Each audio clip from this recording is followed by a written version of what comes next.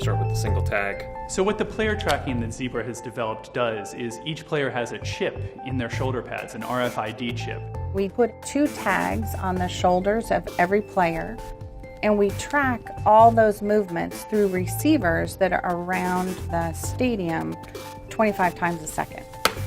And it can track the position, the speed, the acceleration of every player all throughout the game. They're constantly measuring those data points to really understand, for the first time at a granular level, what an individual player does during an NFL game. The second the player puts on his pads, he's being tracked. He walks out that door on the field, he's just a blip on the screen. The NFL is collecting all of this data on the players running around, how fast they run, where they run, exactly what routes that they're running.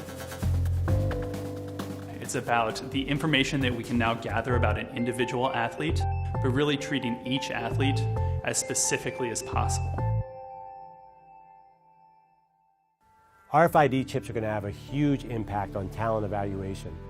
One of the big things that the league and the players are going to need to figure out together is what happens with all this data. I mean, imagine I'm an NFL player and my team suddenly knows, because they're tracking me at such a granular level, that I'm not as strong as I used to be. I'm not as fast as I used to be. And my contract's up this year. How does that negotiation go in the future?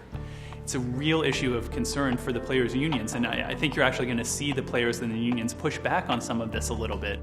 I think what happens in years to come, where there's new technology, things that haven't been invented, is this bringing together of video, real-time player tracking, and virtual reality.